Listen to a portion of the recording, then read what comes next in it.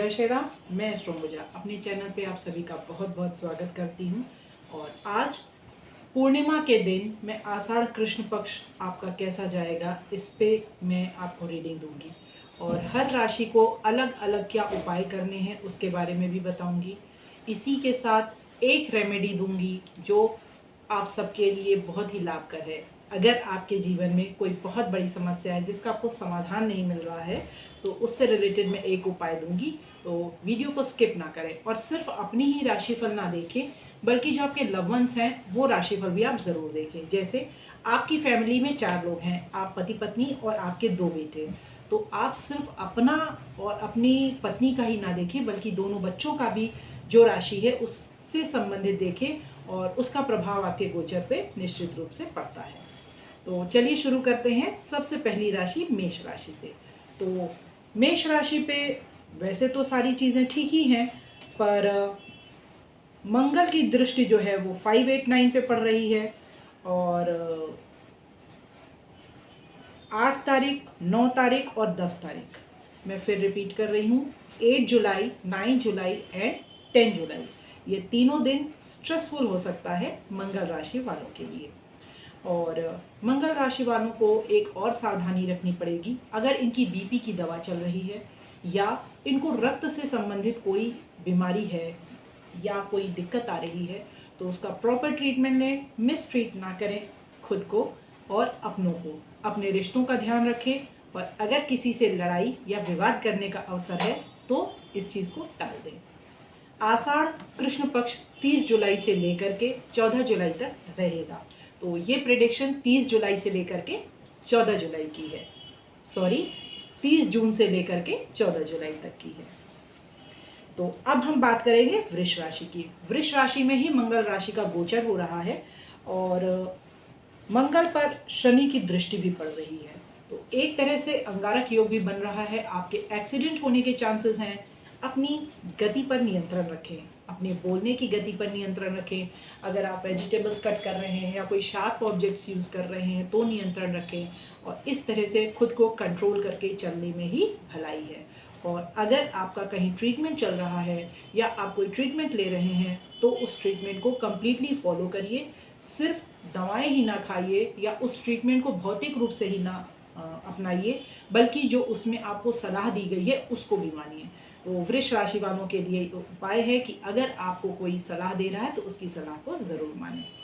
अब बात करते हैं मिथुन राशि वालों की। मिथुन राशि में सूर्य और बुध का गोचर हो रहा है। जी हाँ, बुध इस समय अपनी ही राशि में गोचर कर रहे हैं और सूर्य के साथ। तो अगर आपकी कोई फ्रेंडशिप है तो वो कंप्लीट हो सकती है। आप अपनी वाणी से दूसरों को प्रभावित कर लेंगे, दूसरों को अट्रैक्ट कर लेंगे। ये सारी चीज़ें तो मिथुन राशि वालों के साथ ज़रूर होगी, पर साथ ही में अपने सिर का बहुत ध्यान दीजिएगा, सिर पे चोट ना लगे। और अगर आपको सिर दर्द रहता है या माइग्रेन की प्रॉब्लम है तो दवाएं में लापरवाही ना करें।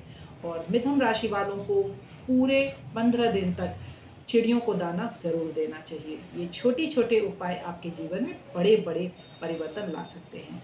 और जो मेरे वीडियोस रेगुलरली देख रहे हैं पर मेरे चैनल को नहीं सब्सक्राइब किया, उनसे अनुरोध है कि मेरे चैनल को सब्सक्राइब करें और नीचे आप कमेंट कर सकते हैं और उस कमेंट में आप मुझसे कोई क्वेश्चन भी कर सकते हैं या अगर आप मुझसे कोई और उपाय जानना चाहते हैं तो भी आप कमेंट कर सकते हैं। अब हम बात करते हैं कर्क राशि की। कर्क राशि में उच्च के गुरु हो जाते हैं और गुरु पुष्य नक्षत्र में है। तो कर्क राशि वालों की तो बल्ले बल्ले है। मतलब कर्क राशि वालों को बहुत अच्छे रिजल्ट्स 15 दिन में मिलेंगे। कब? अगर उनका गुरु और चंद्रमा पीड़ित नहीं होगा तब। तो कर्क राशि वाले जल्दी जल्दी मुझे कमेंट करके बताएं कि अगर उनका गुरु और चंद्रमा पीड़ित है, जिससे मैं उसके उपाय दे सकूं और वो उच्च के गुरु और पुष्य नक्षत्र में जो गुरु का गोचर है उसका लाभ पूर्णतया उठा पाए। तो ये तो हो गई बात कमेंट की। पर ये 15 दिन कर्क राशि वालों के लिए बहुत ही उत्तम बीतेंगे। एक ही समस्या है कि अगर कर्क राशि वालों को थायराइड, डायबिटीज़ या ऐसी बीमारी है जिसका लंबा ट्रीटमेंट चलता है तो उस ट्रीटमेंट से उनको नुकसान हो सकता है या क्षति हो सकती है या उसमें व्यवधान आ सकता है। तो ऐसे एक योग बन रहे हैं, तो ऐसे लोगों को बहुत सावधान रहना चाहिए। अब बात करते हैं सिंह राशि की। सिंह राशि में शुक्र और केतु का गोचर चल रहा है। जी हाँ, और इस पे राहु की दृष्टि भी है एज यूजुअल। तो सिंह राशि वाले भौतिकता की तरफ बहुत भागेंगे। रिश्तों में एक विघटन की स्थिति सिंह राशि वालों को फेस करनी पड़ सकती है, और सिंह राशि वालों को कमर के नीचे कोई तकलीफ़ उत्पन्न हो सकती है, हड्डियों की कोई प्रॉब्लम हो सकती है। भगवती ऐसी किसी के साथ ना करे, पर हो सकता है आपका एक्सीडेंट भी हो सकता है सिंह राशि वालों का, क्योंकि मंगल की चौथी दृष्टि भी सिंह पे पड़ रही है। अब बात करते हैं कन्या राशि की। कन्या राशि पे शनि की 7वीं दृष्टि पड़ रही है, और कन्या का जो स्वामी है वो मिथुन में गोचर कर रहे हैं, मतलब बुध मिथुन राशि में गोचर कर रहे हैं। इसलिए ये गोचर बहुत ही फलदायी रहेगा, और ये 15 दिन बहुत ही आराम से बीतेंगे। जो लोग कम्युनिकेशन के बिजनेस में हैं या ट्रांसपोर्ट के बिजनेस में हैं, उनको अकस्मात बहुत लाभ होगा, पर ये भी ध्यान रखें कि साइटिका ना होने पाए। अगर साइटिका है तो दवाएं प्रॉपरली लीजिए। अगर आपको रीढ़ की हड्डियों में दिक्कत है या आपको नसों से संबंधित कोई बीमारी है, तो कन्या राशि वाले बिल्कुल लापरवाही ना बरतें। और फिर बात करते हैं तुला राशि की। इनके लग्नेश मतलब तुला राशि का स्वामी शुक्र अपने से 11वें भाव में गोचर कर रहा है, तो निश्चित रूप से लाभ की स्थिति बन रही है। और पर जो लाभ हो रहा है उसमें से आप दान अवश्य करें, अपने स्वास्थ्य का ध्यान अवश्य दें, क्योंकि दान करने से जो आपका धन और मन दोनों शुद्ध होता है। इसीलिए कलयुग में दान का विशेष महत्व बताया गया है। तुलसीदास बाबा जी ने क्या लिखा है आप लोग नीचे चौपाई में ज़रूर मेंशन कीजिएगा, और मैं आपको नेक्स्ट वीडियो में बताऊंगी कि दान के लिए तुलसीदास बाबा ने रामचरितमानस में कौन सी चौपाई लिखी है। तो अब बात करते हैं वृश्चिक राशि की। वृश्चिक राशि पे गुरु की 5वीं दृष्टि और मंगल की 7वीं दृष्टि पड़ रही है, तो काम करने में मन लगेगा, फायदा बढ़ेगा, लाभ बढ़ेगा, गुरु की कृपा मिलेगी और आध्यात्म की तरफ मन भागेगा। वो रहस्य जो जीवन के अभी तक आपको नहीं समझ में आए हैं, वो भी इन 15 दिनों में समझ में आएंगे। और वृश्चिक राशि वाले करें क्या? गुरु को प्रसन्न रखें, गुरुजनों की सेवा करें, जो आपसे श्रेष्ठ है उनकी सेवा करें। और यदि आपके पास कोई ऐसा नहीं है जिसकी आप सेवा रेगुलरली कर सकिए, तो आप गाय की सेवा कर सकते हैं। जो मंदिर है, मंदिर में आप सेवा कर सकते हैं।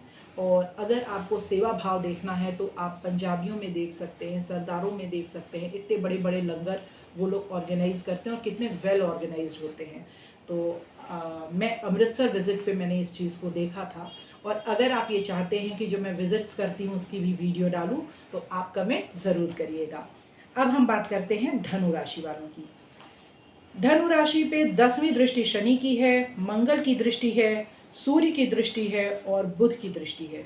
अब क्योंकि लग्नेश की भी दृष्टि पड़ रही है, मतलब धनु के स्वामी की भी दृष्टि पड़ रही है, इसलिए कहीं ना कहीं धनु राशि वाले बहुत ही चेंजेस से गुजरेंगे। ट्रांसफॉर्मेशन का टाइम है धनु राशि वालों के लिए, बट बिल्कुल मत घबराइए, ये समय आपके कल्याण के लिए आया है और वो ट्रांसफॉर्मेशन आपको एक नए वर्जन में ले आएगा। और आप देखेंगे कि इन 15 दिनों में आप कई ऐसे लोगों को भी आप फेस करेंगे जो डबल फेस्ड है, मतलब जिनका चेहरा आपके सामने नहीं आया है, या जिनको आप बहुत अच्छा समझते थे पर उनकी कुछ बुराइयां सामने आएंगी, या जिनको बहुत ख़राब समझते थे उनकी कुछ अच्छाइयां सामने आएंगी।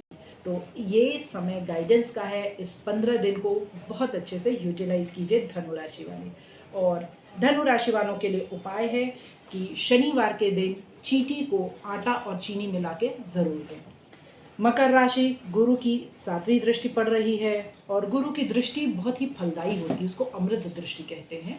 तो गुरु की दृष्टि बहुत ही फलदायी है और मकर राशि वालों के लिए बहुत ही अच्छा समय चल रहा है, क्योंकि उनसे तीसरे ही भाव में शनि का गोचर हो रहा है।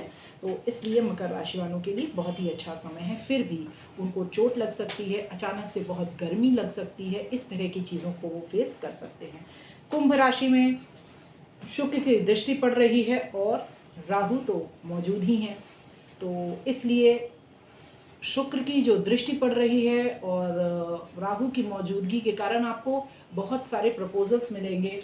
बट अगर आपको कोई लव या लस्ट का प्रपोजल मिल रहा है तो अपनी समझदारी का ज़रूर प्रयोग करें और ईमानदार आप बने रहें, अपने रिश्तों में ईमानदारी को कायम रखें, ये बहुत ही ज़रूरी है। अब बात करते हैं हम मीन राशि की। मीन राशि में शनि का गोचर है और गुरु की 9वीं दृष्टि है। तो गुरु की दृष्टि शनि के साथ है, तो मीन राशि वालों के साथ न्याय ज़रूर होगा। हाँ, उसमें थोड़ा वक्त लग सकता है। देखिए, न्याय कभी कभी ऐसा भी होता है जो आपको अच्छा नहीं लगता है। तो न्याय का मतलब ये नहीं है कि आपको पसंद आएगा या आपके फेवर में होगा, पर न्याय न्याय होता है। तो हो सकता है कि कुछ ऐसे इन 15 दिनों में चेंजेस आए, मतलब 30 जून से लेकर 14 जुलाई तक कुछ आप ऐसी चीज़ों को फेस करें जो आपको अच्छा ना लगे। पर निश्चित रूप से जानिए, जो बोया है वो ज़रूर मिलेगा। तो आपको आपके कर्मों का रिजल्ट मिल सकता है या आपकी डीड्स चेंज हो सकती हैं, ऐसा भी आप देख सकते हैं। अब बात करते हैं कि प्रकृति में क्या परिवर्तन आएगा। तो देखिए, अभी तो सूर्य का गोचर मिथुन में ही है, इसलिए वर्षा ऋतु थोड़ी देर से शुरू होगी। इस बार वर्षा बहुत शिथिल रहेगी, मतलब बहुत अच्छी वर्षा नहीं रहेगी। और शुक्र और केतु दोनों साथ हैं, तो जो लग्जरीज प्रोडक्ट हैं उनकी कॉस्ट में, मतलब उनकी कॉस्टिंग में ऊपर और नीचे मिल सकता है। बहुत सारी चीज़ें फैशन से रिलेटेड चीज़ें चेंज होंगी, फैशन प्रोडक्ट्स बहुत चेंज होंगे। जैसे मुझे याद है, पहले एक आता था डीवीडी प्लेयर, बट इस समय वो आउटडेटेड है। इसी तरह से कुछ परिवर्तन इन 15 दिनों में देखे जा सकते हैं, और ये परिवर्तन खिंच के 30 दिन भी ले सकते हैं, पर ये परिवर्तन आएगा ज़रूर। कन्या राशि वालों को सूझबूझ से काम लेना चाहिए। उनके पिता, गुरु या श्रेष्ठ जनों से वाद विवाद ना करने में ही कन्या राशि वालों की भलाई है। और अगर इन 15 दिनों में देखा जाए तो सबसे लकी, अगर मैं कहूँगी जो मेरा अनुभव है उसके हिसाब से, तो सबसे लकी इस बार कर्क रहेंगे और धनु राशि वाले सबसे लकी रहेंगे। और वैसे तो देखिए, अनलकी कुछ भी नहीं होता, पर भौतिक जगत के हिसाब से अगर हम देखें, भाग्य मध्यम है, तो मैं 2 राशि वालों का नाम ज़रूर लूँगी, एक वृष और दूसरा मकर। तो ये 2 राशि वाले इन 15 दिनों में संभल के रहें। मेरी ये छोटी सी भविष्यवाणी कह लीजिए या सलाह कह लीजिए, आपको कैसी लगी मुझे कमेंट में ज़रूर बताइएगा। मिलते हैं नेक्स्ट वीडियो में नई जानकारी के साथ। जय श्री राम, राधे राधे।